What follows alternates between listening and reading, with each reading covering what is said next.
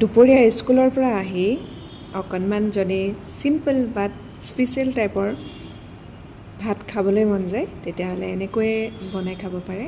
এয়া মচন্দৰী আৰু ভেদাইলতা লৈছোঁ, লগতে নহৰু দুফুটামান, আলু এটা আৰু পিঁয়াজ এটা কাটি লৈছোঁ।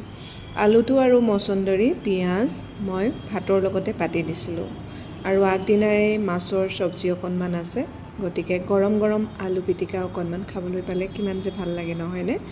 মচন্দৰী যিসকলে বেয়া পায় তেওঁলোকে নৰসিংহ ভেদাইলতা তাৰো ল'ব পাৰে। আলুৰ লগত যে পিটিকাকণ খাবলৈ ইমান ভাল লাগে, তাৰ ওপৰতে অকণমান ঘৰতে বনোৱা ভোট জলকীয়া আচাৰৰ ৰস অকণ দি দিছোঁ। এতিয়া যে খাবলৈ ইমান টেষ্টি হৈছে, এনেকৈ বনাই খাবচোন দেই। বাতি এটাত মই মচন্দৰীখিনি দি দিছিলোঁ নহৰু দুফুটামানৰ সৈতে, আৰু ভাতৰ লগতে আলুটোও দি দিছোঁ।